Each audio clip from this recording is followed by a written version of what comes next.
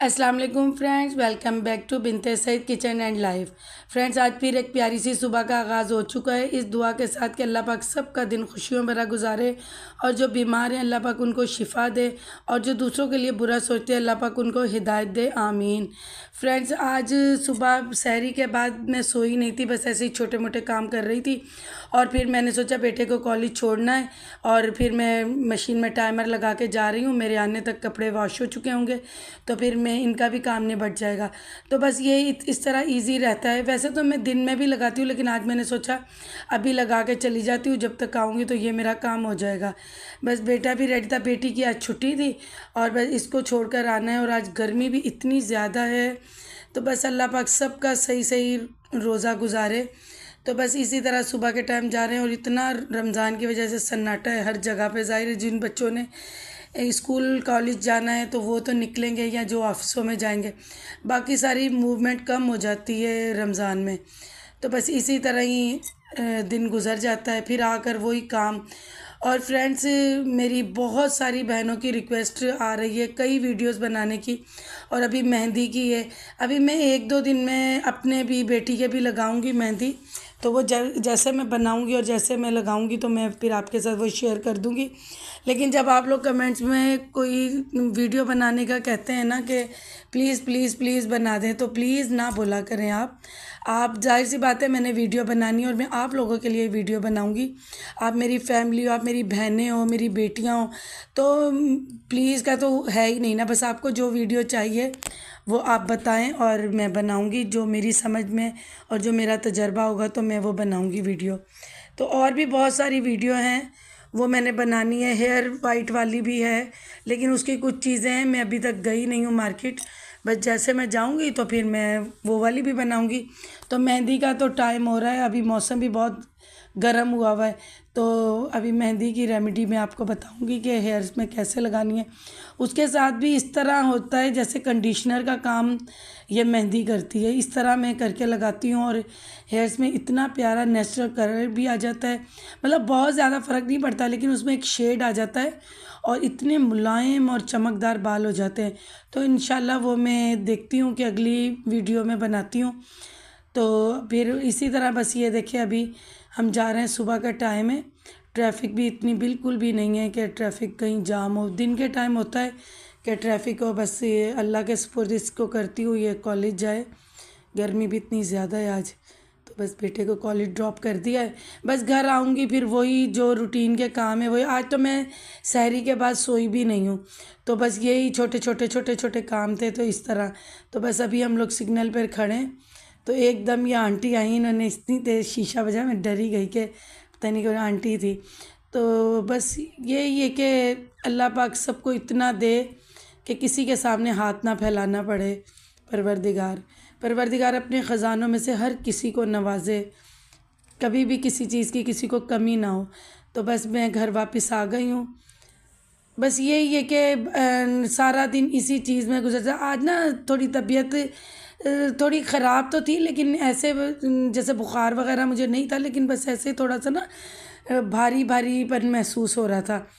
तो गले में भी मेरे इस तरह हो रहा था। 2 दिन तो मुझे थोड़ा थोड़ा बुखार हुआ था, आज नहीं, अल्हम्दुलिल्लाह था। तो बस अभी मैं घर आ गई थी, मैंने सोचा कि अभी मैं आकर जो मैंने मशीन लगानी है मैं लगा कर चली जाऊँ, तो फिर आकर फिर मैं निकाल कर तो फिर इसको वो कर लूँगी, डाल दूँगी और फिर वो 1 घंटे से भी पहले मतलब आधे घंटे में वो हो जाते हैं। ये देखें अब ये बिल्कुल मेरे कपड़े धुल कर सूख चुके हैं। तो फिर अभी मैं डाल दूँगी और ये वाला फिर मैं बाद में लगा दूँगी और ये इसका टाइमर लगाने के बाद फिर मैं जो बकाया छोटे छोटे काम है वो कर लूँगी। इस तरह करते रहो, फिर उसके बाद नमाज का टाइम हो जाता है, इंसान अपना करे, फिर इफ्तारी बनाने का दिन का पता भी नहीं चलता है। और आज मैं आपके साथ बहुत ही यम्मी सी क्विक सी 2 चीज़ें आपके साथ मैं शेयर करूँगी।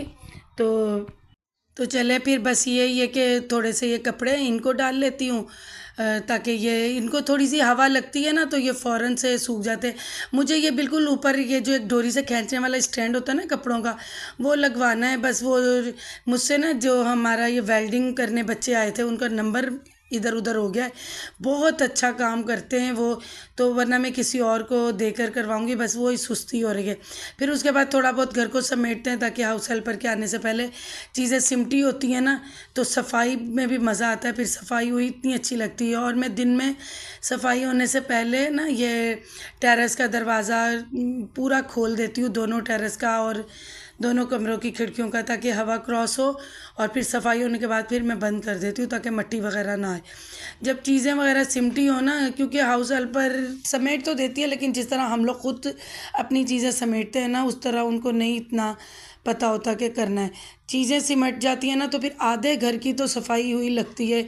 जो जो मेरी बहन इस मेरी बात से एग्री वो बताइएगा, जब हम हर चीज़ को बेड सेट कर लेते हैं, सोफ़े सेट कर लेते हैं, आलतू फालतू चीज़ें उठा लेते हैं, तो फिर घर इस तरह सिमटा सिमटा लगता है, ऐसा लगता है कि आधी से ज़्यादा तो सफाई हो चुकी है।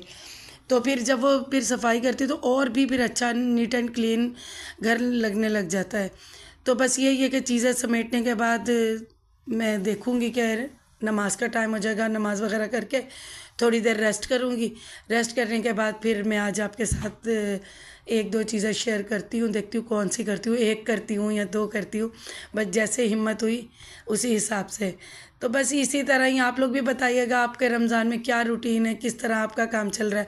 और मैं ये आपको दिखाती हूँ कि मैंने उस दिन वीडियो में दिखाया था ना, उस शॉप में ये देखे ये वाला जो बॉक्स था कितना महंगा था। आप यकीन करें ये मैंने पाकिस्तानी ब्रांड का लिया है, वो ही चीज़ है। ये सुई हाथ में के वो सुई ना लग जाए, वो सेफ्टी पिन है, इंची टेप और ये रीलें, सुइयाँ, जो जो चीज़ उसमें थी ना उस बॉक्स में वो ये।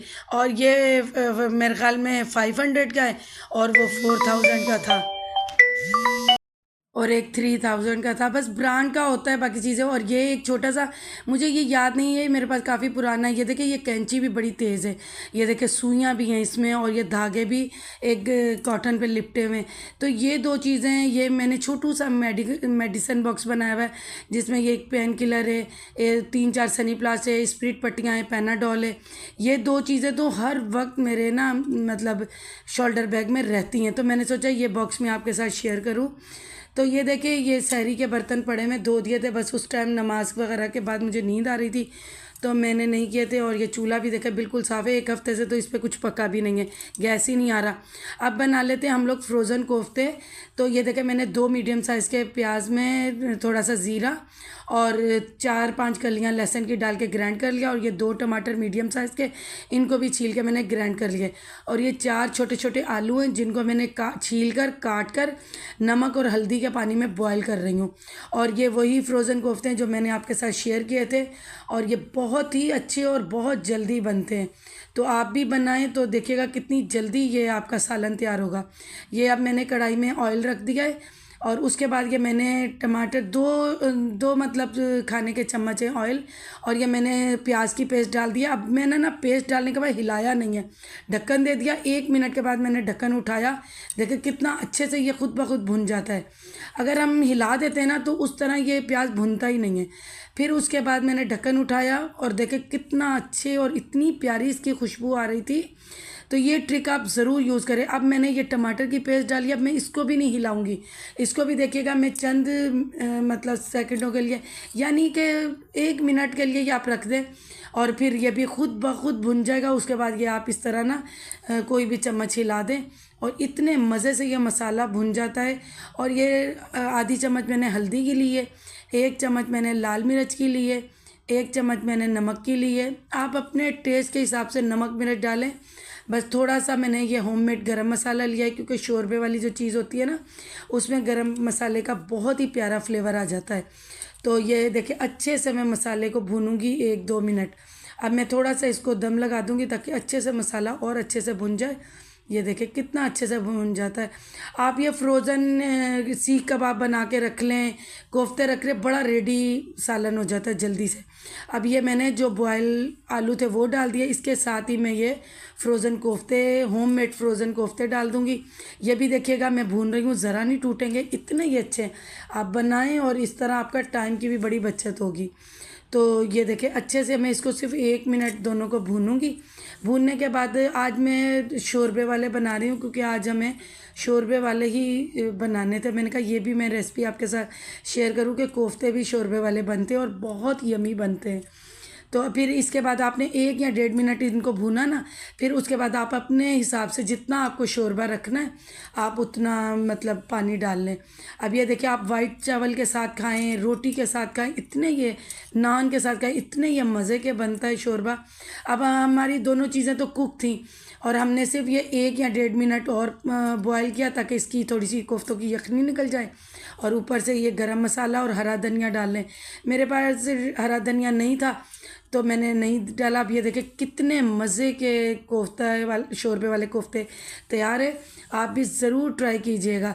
चलिए फ्रेंड्स, इसके साथ ही मैं इस व्लॉग की एंडिंग करती हूँ इस दुआ के साथ कि अल्लाह पाक आप सब लोगों को खुश रखे, आबाद रखे, आमीन। सबका रमज़ान बहुत अच्छा गुज़रे, खुशियों भरा गुज़रे।